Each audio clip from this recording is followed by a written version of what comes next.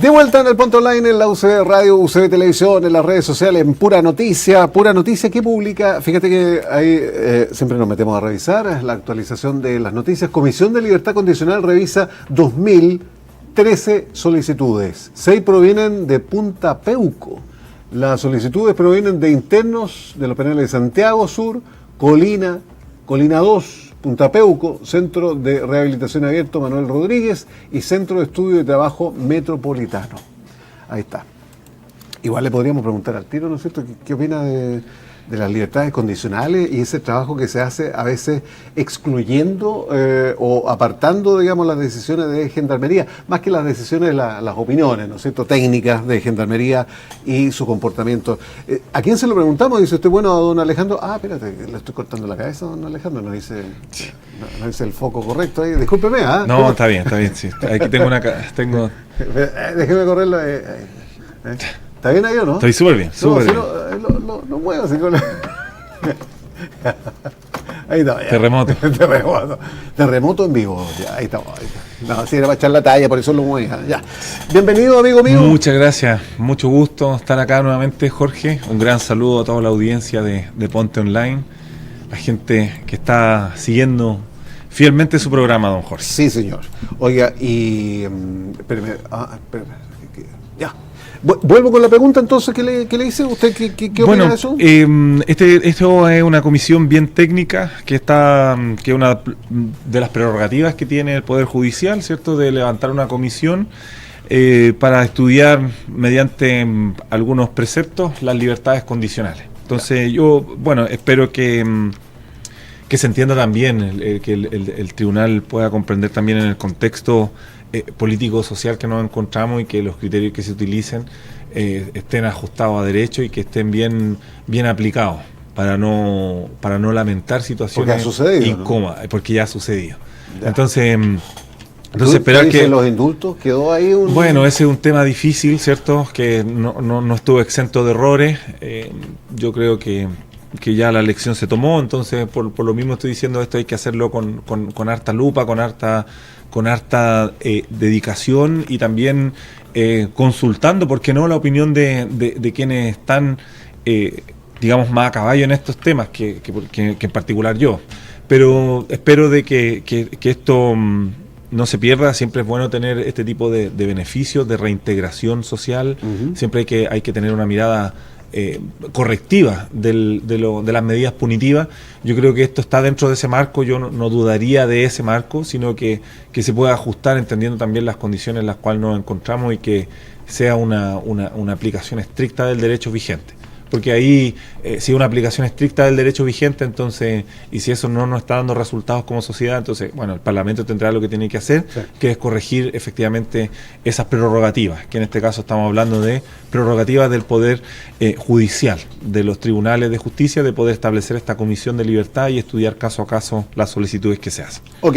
Oye, luego vamos a ingresar allá a lo más medular, tal vez, de la política, lo más contingente. Oye, pero digámoslo claramente, hubo una masiva participación de los deportistas el fin de semana en Viña del Mar. Eso es bonito, eso es atractivo, eso habla bien, se están ampliando, por lo menos ya hay un sector más acotado de Concona, de Reñaca a Concón, digamos, que se entregó ya a uso público. Así es. Entonces se avanzan en algunas cosas, digámoslo claramente. Vino mucha gente, Sí, 12.000 atletas participaron aproximadamente en la maratón. Y el fin de semana vino mucha gente también. Sí, el fin de semana, es lo cual, y aquí me permitirá, ¿cierto?, la audiencia que está en otras latitudes y no en la región de Valparaíso, eso muestra la importancia que tiene nuestra ciudad. Viña del Mar es una de las ciudades más importantes del mundo. O sea, perdón, del mundo también, pero de Chile. De Chile y... ¿Te pusiste la camiseta? Me puse la camiseta un poco más allá.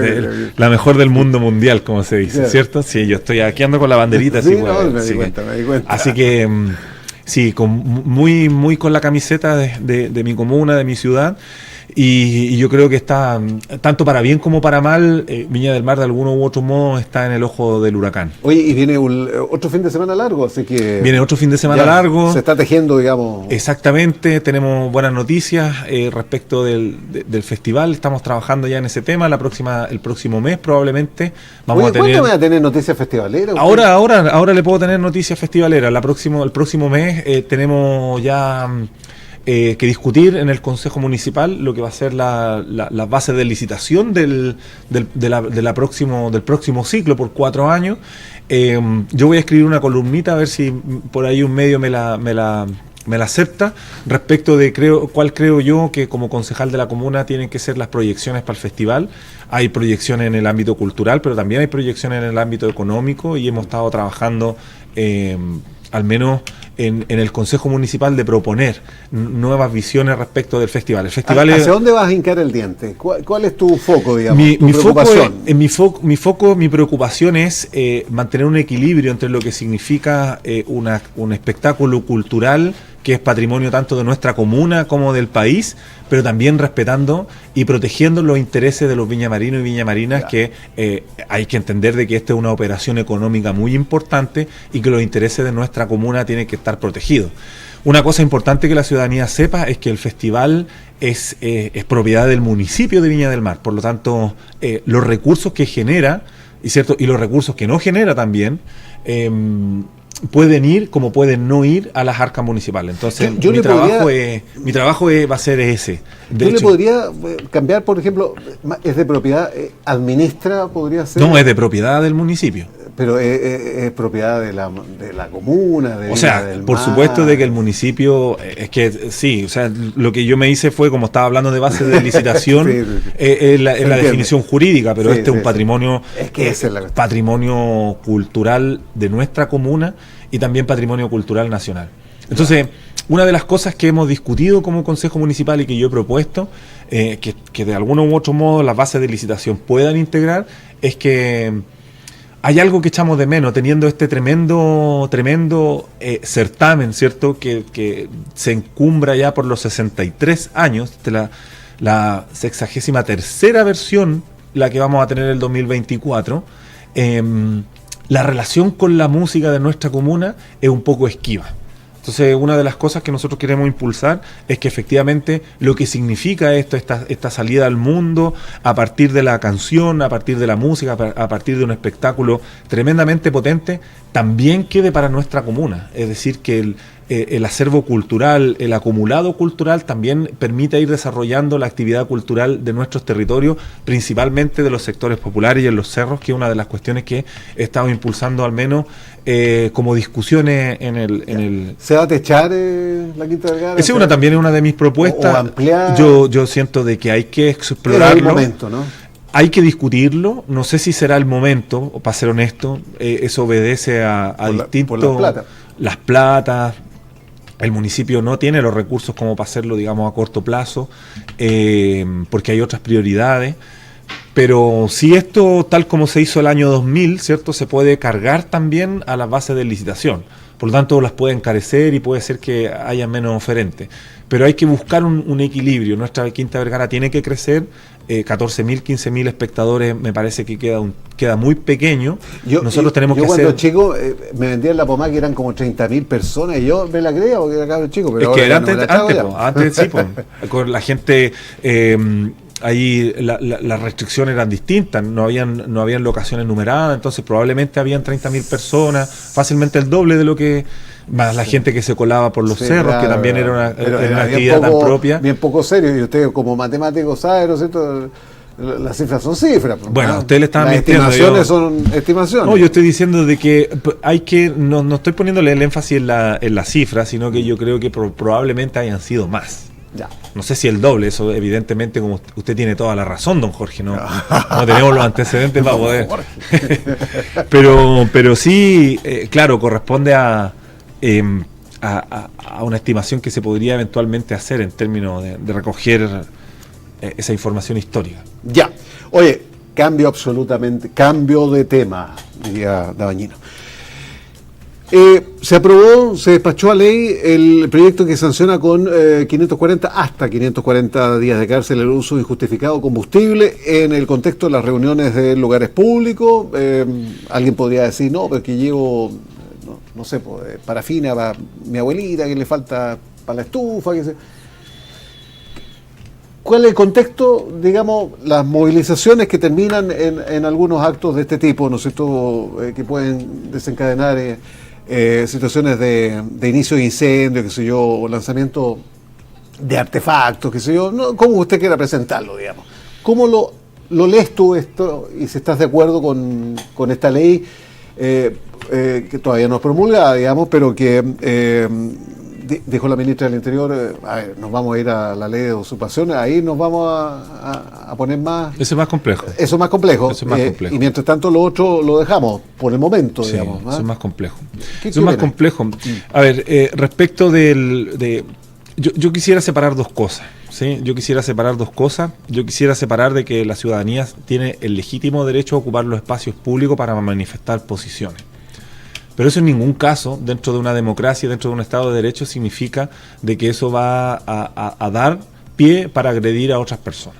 Y yo creo que en ese sentido, a mí me parece de todo razonable que en una manifestación democrática, es decir, donde estamos levantando y haciendo legítimo uso de nuestro derecho de ocupar espacios públicos, que eso no puede ser nunca jamás cuestionado, y yo quiero separar esto, ¿sí? La legítimo derecho que tenemos de manifestar una posición política en términos colectivos, para eso son las ciudades, para poder hacerlo. De hecho, es un fenómeno mundial.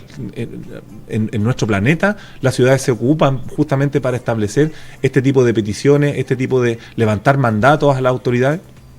Y eso no tiene que confundirse con la violencia que muchas veces termina este tipo de cosas. Así que a mí me parece que esto va en la dirección correcta, ¿no? A mí me da la impresión de que es un riesgo que personas vayan a manifestaciones, tal como usted lo acaba de mencionar, a manifestaciones públicas con combustible. O sea, si uno quiere hacer patente, levantar una demanda, usar el legítimo derecho de ocupamiento de los espacios públicos para manifestarse políticamente respecto de un proceso, me da la impresión de que en un Estado de Derecho y teniendo instituciones que debiesen aprender a canalizar este tipo de cosas, el combustible no tiene nada que hacer ahí. Uh-huh. Así que me parece que es una buena señal que está mandando el gobierno también, que impulsa, lógica, sí, que impulsa este tipo de... Ya, ahora fue de a regañadiente un poco el tema, porque como estaba con el tema de las usurpaciones, digamos, ahí se complicó más el tema. Ahora, lo que sí, y esto yo creo que una de las preocupaciones que hay que tener presente, y que eso también se ha visto, que esto no se vaya a ocupar justamente como una manera de inculpar. Yo creo que esto tiene que ser bien preciso, tiene que ser una aplicación bien honesta de esta normativa, que justamente ponga en el centro el hecho de que la ciudadanía puede ocupar espacios para manifestarse. Entonces, yo creo que dentro de ese contexto ¿pero de qué manera se podría inculpar? O sea, si te pillan con benzina, con acelerante, qué sé yo, te pillan nomás. Claro. O sea, ¿de qué otra manera te sí, pueden inculpar? Sí. Claro. Ya, pero en todo caso es una buena medida. Sí, yo encuentro que es una buena medida, señal, ¿no? Es una buena señal, sobre todo cuando se plantea desde la perspectiva que lo estoy planteando. Ya. No así el tema de las usurpaciones. Lo que pasa es que ese es un tema más complejo, porque lo que yo siento es que lamentablemente una norma lo que intenta hacer es tratar de sobreescribir la realidad, y que a mí me parece que eso no va a ocurrir, ¿no? La usurpación está ampliamente tipificada hoy en día en el Código Penal. Lo que hace el proyecto y esta fusión de dos boletines que se transforman en esta ley de usurpaciones es endurecer algunas penas, y además introduce la figura, ¿cierto? En algunos se desprende, digamos, de la estructura jurídica de esta norma, el hecho de que las personas, digamos, naturales podrían de algún u otro modo usar la fuerza también para poder recuperar aquí un derecho. Sí. Lo hemos conversado, ¿no? Y eso es complejo, porque en el fondo, si usted se da cuenta, eso también es una forma de usurpación, porque acá ¿qué es lo que nosotros entendemos en nuestro marco jurídico? Que el uso legítimo de la violencia la tienen las policías, que es el grupo humano que está mandatado por ley para poder ejercer violencia si es que es necesario para establecer el imperio del derecho. Entonces, eso no le corresponde a un particular. Y por lo tanto dotarlo de este derecho que solo tiene un sector de la población significa de algún u otro modo también que hay una figura de usurpación respecto de funciones que no le son propias. Por lo tanto, a mí me parece de que el veto está bien aplicado en este contexto y requiere un mayor debate por parte del Parlamento. Y eso es lo que se ha invitado, porque el veto no significa de que acá se acaba el asunto, sino que entran a funcionar algunos quórum, hay un reglamento en el Congreso donde ingresa este veto, hay vetos que son sustitutivos, hay vetos que son complementarios y que tienen sus distintos mecanismos, eso ya en materia más técnica del Congreso, pero lo que se hace es invitar al debate, a seguir debatiendo este tema. Ahora, la usurpación efectivamente tiene una arista que está pensando en lo que ocurre en la macrozona sur, de ahí tiene un origen, digamos. La idea fuerza de esta ley surge también mirando lo que está ocurriendo en el sur, pero también está mirando qué es lo que está ocurriendo con los campamentos, con las tomas, sí, pues. Y aquí hay una componente de criminalizar la pobreza, sí, que es tremendamente perjudicial, porque nuestro código penal actual, es decir, la ley tal como está hoy en día, entiende de que no hay penas si es que el bien, es decir, la conculcación del derecho que usted hace sobre un tercero, cuando es, digamos, por un bien mayor, eso no hay exhibiciones de carácter penal.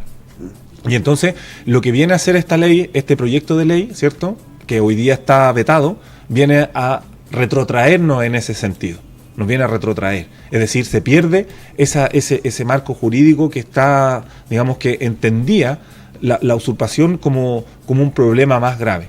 Y aquí yo quisiera entender eso también y plantearlo porque yo digo que intenta reescribirse, digamos, la realidad de nuestro país, porque son dos cosas las que se atraviesan aquí, y para centrarlo, digamos, en el déficit habitacional, que es también una de las aristas para la cual está pensada esta ley de anti-usurpaciones. Entonces, por una parte tenemos efectivamente un déficit de 653.000 viviendas a nivel nacional, 653.000 viviendas, eso es lo que falta por vivienda. Hay esperas por más de 10, 15 años por entrar al sistema de repartición de vivienda social. Muchas veces los proyectos, las propuestas sociales de vivienda de S19, de S49 no dan solución a los vecinos, y por lo tanto tenemos un problema estructural de vivienda que explica en parte, ¿cierto?, lo que está ocurriendo con los campamentos. Y pongo mi atención principalmente en un campamento que ocurre en estos momentos en la comuna de San Antonio, sí, que corresponde a 260 hectáreas. Sí. Entonces ahí estamos hablando de un problema estructural. Es terrible. A ver, digámoslo claramente, fíjate que aquí tengo el dato, ¿no es cierto? Hace 3 meses que falló la justicia, ¿no? El fallo dictado por la Corte de Valparaíso que ordena en 4 meses el desalojo de la toma del terreno Cerro La Virgen de San Antonio. Y las cifras son terribles, o sea, estamos hablando de 5.600 con un estimado de 15.000 ocupantes. Sí. Entonces, o sea, un desalojo de este tipo, de esta envergadura, simplemente no hay cabida acá, ¿no? Aquí hay una discusión y en el programa anterior nosotros en parte, o sea, el miércoles, perdón, cuando vine la semana pasada, en parte nosotros tocamos ese tema. Y lo tocamos porque acá lo que hay es una confrontación de derechos. Efectivamente aquí hay un derecho, ¿cierto?, que es el derecho a la propiedad privada, que eso dentro de nuestro marco jurídico tiene una protección especial, pero también hay otros derechos que están ahí cuando se entiende de que, mire, lo pienso en perspectiva histórica. Los seres humanos tienen el derecho al asentamiento. Y eso es lo que está conflictuando en el marco extremadamente neoliberalizado de nuestra estructura jurídica nacional. Por lo tanto, lo que se intenta hacer con esta ley de usurpaciones es tratar de reescribir este problema, pero eso no tiene que ver con una ley. A mí me da mucho la impresión de que va a quedar en ley como letra muerta, porque incluso en el caso particular de Viña del Mar, nosotros teníamos una sentencia como municipio, ¿cierto?, de apoyar efectivamente un plazo perentorio que dio el tribunal, que dio la Corte Suprema respecto del desalojo de una toma que está en el sector de Reñaca Alto. pero no tenemos los medios como municipio para poder darle solución a esas familias sin que signifique efectivamente saltarse la fila para las otras familias que están en los procesos regulares del Servi. Por lo tanto, el problema acá hay que resolverlo desde otra perspectiva y no criminalizando justamente esta realidad que no estoy inventando yo. O sea, estamos hablando de cifras que son concretas. 15.000 familias en un predio de 260 hectáreas. ¿Quién realiza ese desalojo? ¿Cómo se realiza ese desalojo? No, es impracticable. Entonces, pero una lista ahí... Pero no por eso, digamos, este tema no tiene que ser tratado. No tiene que ser discutido. Y tiene que haber tiene que discutirse, tiene que haber una solución digna también para los propietarios, ¿no es cierto? Entonces, lo hemos dicho. Además, es un tema muy sensible. Es muy sensible. Las encuestas así lo señalan, ¿no es cierto? Es muy sensible porque además, cuando uno discute este tipo de cosas, la excesiva protección que hoy día tiene la propiedad privada, ¿no? La excesiva protección, incluso estamos hablando de cuestiones que son absolutamente irracionales, como el hecho de que haya personas naturales que tengan propiedad privada de recursos naturales comunes, como por ejemplo el agua.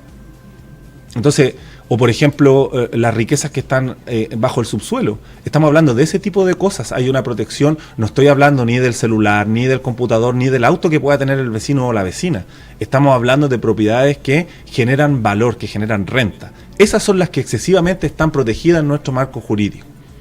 Entonces, efectivamente, ahí tenemos un derecho individual versus el derecho que estoy diciendo yo, que es el derecho que han tenido los seres humanos a lo largo de su desarrollo, que es el derecho al asentamiento. Hoy día tenemos familias que no tienen dónde asentarse, no tienen, porque hay 653.000 viviendas que nos faltan, barrios que construir, ciudades, por ejemplo, que diseñar, y entonces estamos hablando de eso. Y en vez de proponer, digamos, una solución integral, es decir, que sea razonada y que diga, el Estado de Chile tiene ante sí un desafío y el Parlamento tiene que, vamos por lo más fácil, ¿cierto?, que es levantar leyes que son muy llamativas, que son populismos penales, que al final de cuentas no resuelven el problema de manera integral, porque eso va a quedar en letra muerta. O sea, hacer un desalojo de 260 hectáreas y la gente... Eso significa 260 canchas de fútbol aproximadamente.